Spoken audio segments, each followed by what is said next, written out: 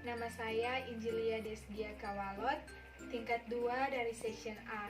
Saat ini saya akan menjelaskan tentang HIV/AIDS. Apa itu virus HIV? HIV atau Human Immunodeficiency Virus adalah virus yang merusak sistem kekebalan tubuh dengan menginfeksi dan menghancurkan sel CD4.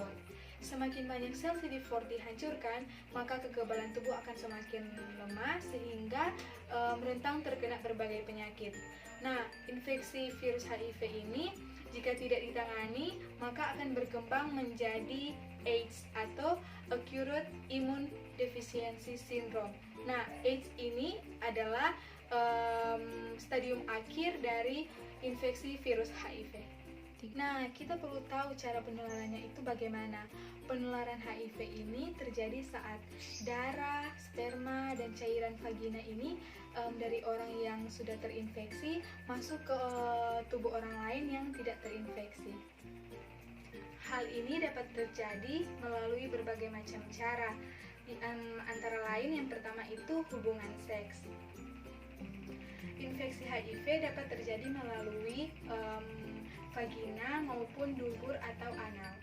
HIV juga dapat menular melalui seks oral.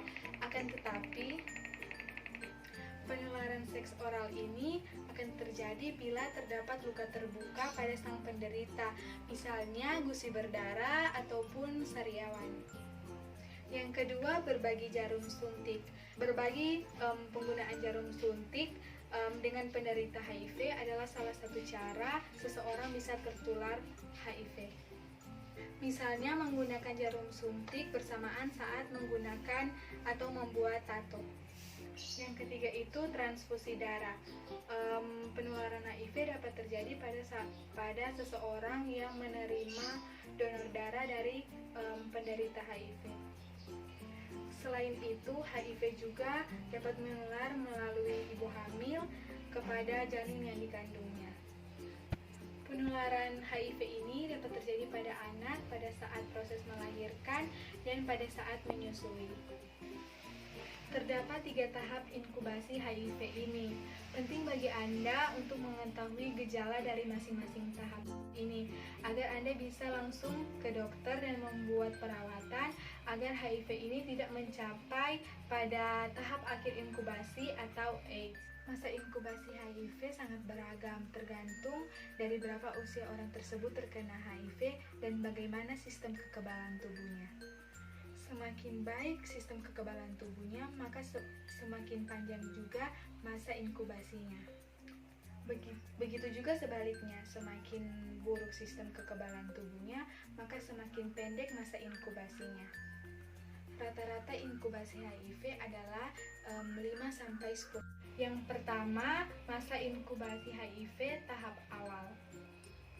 Kebanyakan orang yang terkena HIV tidak menyadari bahwa diri mereka terkena virus yang menyerang sistem imun mereka. Gejala awal pada masa inkubasi ini biasanya baru muncul pada saat 2-6 minggu setelah terkena virus. Gejala tersebut seperti sakit kepala, nyeri otot, radang pada tenggorokan, kelelahan, dan juga demam. Gejala ini mirip dengan flu bukan? Untuk memastikan bahwa Anda terkena atau tidak terkena HIV/AIDS, coba ingat-ingat apakah Anda melakukan kontak dengan penderita HIV ini selama 2-6 minggu belakangan ini sebelum terkena gejala ini. Kemudian periksalah diri ke dokter untuk menjalani tes darah. Yang kedua, masa inkubasi HIV tahap kedua atau HIV kronis. Ketika gejala HIV di masa inkubasi awal tidak diobati, memang Anda merasa lebih baik karena gejala tersebut mirip dengan flu dan hilang dengan sendirinya. Tetapi kondisi itu justru mencerminkan bahwa sistem imun Anda sudah kalah dengan virus HIV.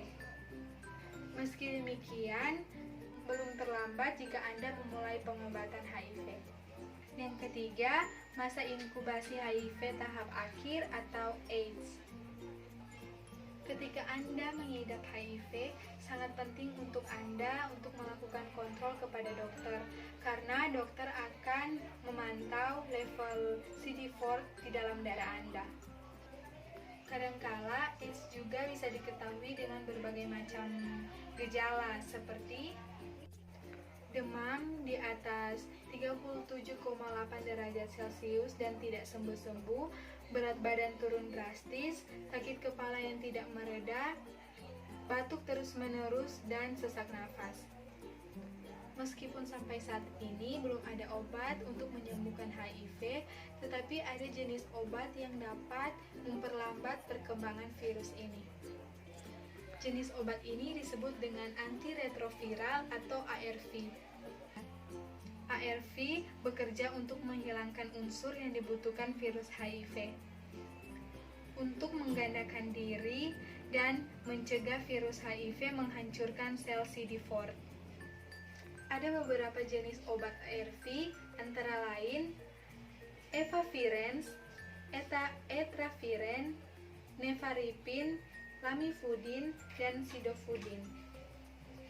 Selama mengonsumsi obat antiretroviral, dokter akan memonitor jumlah virus dan sel CD4 untuk menilai respon pasien terhadap pengobatan.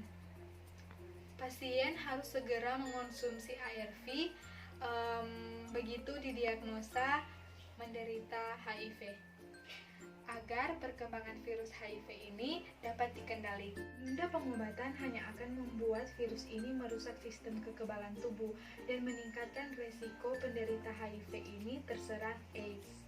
Selain itu, penting untuk pasien mengkonsumsi dosis sesuai dengan anjuran dokter.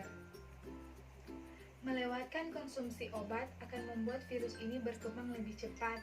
Jika pasien melewatkan jadwal konsumsi obat, segera minum jika sudah ingat. Namun, bila dosis terlewat sudah cukup banyak, harap berkonsultasi dengan dokter. Dokter akan mengganti resep atau obat sesuai dengan kondisi pasien. Sampai saat ini, belum ada vaksin yang dapat mencegah infeksi HIV. Meskipun demikian, infeksi itu dapat dicegah oleh beberapa langkah berikut. Gunakan kondom yang baru setiap berhubungan seks, baik itu melalui vagina maupun melalui dubur. Bila memilih kondom berpelumas, pastikan pelumas dengan berbahan dasar air. Hindari kondom dengan berbahan dasar minyak karena akan membuat kondom tersebut bocor. Hindari berhubungan seks dengan lebih dari satu orang, jadi setialah. Beritahu pasangan bila Anda positif HIV agar pasangan Anda dapat menjalani tes HIV. Diskusikan kembali dengan dokter bila Anda didiagnosa positif HIV pada saat kehamilan. Mengenai perencanaan selanjutnya dan perencanaan kehamilan untuk mencegah penularan dari ibu kepada si janin. Demikian penjelasan saya mengenai HIV/AIDS. Semoga bermanfaat dan terima kasih.